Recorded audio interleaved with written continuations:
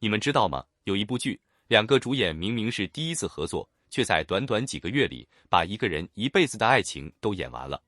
从教室的课桌到婚礼的红毯，从青涩的心动到怀里抱着的孩子，这不是什么大女主的传记剧，这是翟一莹和一航的新剧《又吻骄阳》。说真的，娱乐圈搭档合作，很多时候要磨合好几部戏才能演出那种自然的默契。可这一次，两个人第一次搭戏，剧本就直接甩给他们一整段人生，你敢信吗？这件事的背后，其实藏着一个挺有意思的信号。先说说这部剧讲了什么。故事的男女主角南昭和靳瑶从高中校园开始相识。你们想象一下那个画面，操场、跑道，阳光很烈，两个人在人群里第一次对上眼。这种校园暗恋的桥段，观众看了太多遍，本来不算新鲜。但接下来的剧情走向，才是这部剧真正的野心所在。它没有停在暗恋，也没有停在毕业季的告别。它继续往前走，写表白，写求婚，写结婚，甚至写到了孩子出生。一部剧把恋爱的每一个阶段都走了一遍，这在偶像剧市场里，说实话并不多见。而就在这个时候，另一件事发生了。这部剧的开机仪式定在了7月6号。开机当天，剧组按照传统办了仪式，主演和导演一起，手里捧着红包，站在片场笑着合影。背景板上印着的概念海报特别打动人，一半画面是校服少年少女在跑道上奔跑，另一半画面是同样的跑道，同样的位置，两个人换上了婚纱和西装，依旧在奔跑。你们不知道的是，这张海报其实就是整部剧最核心的隐喻。从校服到婚纱，从少年到成年，路一直是那条路，人也一直是那两个人。没有人预料到，这么直白又这么浪漫的一张图，会在开机当天就把观众的期待值拉满。如果你也觉得这个概念不简单，记得点个赞，让更多人看到这个故事。事情开始变得有意思的地方，其实是拍摄的节奏。7月初才开机，可剧组的进度已经快到接近收尾。这个速度在长剧集的制作周期里算是相当紧凑的。对演员来说，这意味着什么？意味着几个月内，翟一莹和一航要在片场里完成从青涩少年到为人父母的完整情感跨度。这不是演一个人的一天，也不是演一个人的一年，是演一个人的一生。而这一切压在两个初次合作的演员肩上。有知情人士透露，这类横跨多个人生阶段的剧本，对演员的挑战主要在于情绪的切换。上一场戏可能还是17、18岁的忐忑心动，下一场戏镜头一转，就要瞬间进入为人父母的沉稳。中间没有太多缓冲的时间，全靠演员自己在片场调整状态。直到多年后，或许大家才会真正明白，这种浓缩式的表演对新搭档来说到底是一场怎样的考验。评论区告诉我，你觉得这样的剧本设定是加分还是减分？换作是你，你会怎么看待这种手搭就演完一生的安排？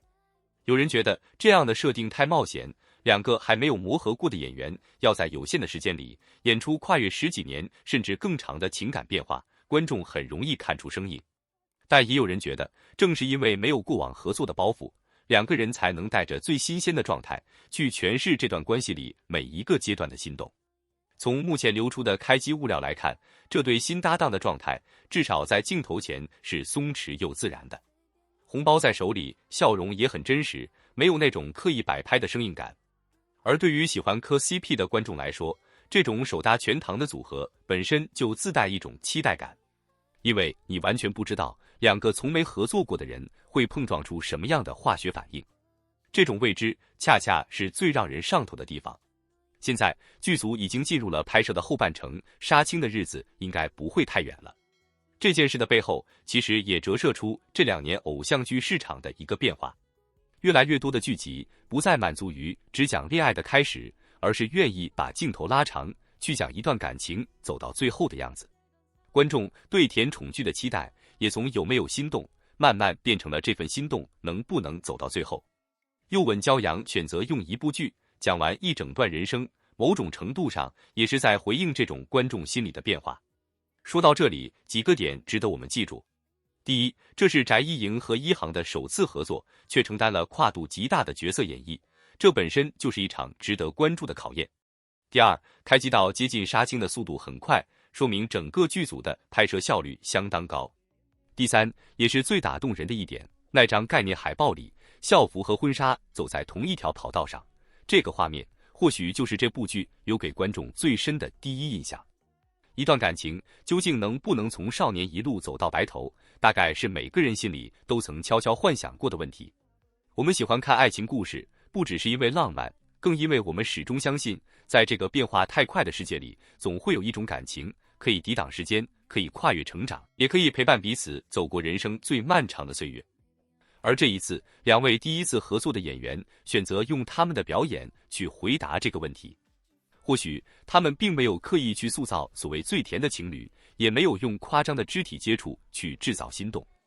他们更像是在一点一点地还原一段真正会发生在现实里的爱情。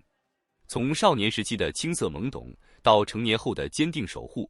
从最初的小心试探，到后来无需言语便能读懂彼此，那些看似平淡的眼神、停顿、沉默，还有一个不经意的回头，都在悄悄讲述着时间留下的痕迹。真正能够打动观众的，从来都不是轰轰烈烈的剧情，而是那些藏在细节里的真实情绪。因为现实中的爱情本来就不是每天都有鲜花和誓言，更多的时候，它是在一次次争吵后的理解，是一次次失落后的陪伴，也是无数个平凡日子里的不离不弃。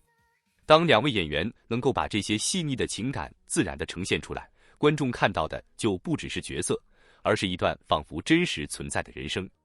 也正因为如此，越来越多人开始期待这部作品。大家期待的不只是两位演员之间有没有 CP 感，更期待他们能不能演出爱情最珍贵的模样，不是一时的心动，而是长久的陪伴；不是年轻时炽热的激情，而是在岁月流逝之后，依然愿意站在彼此身边的坚定选择。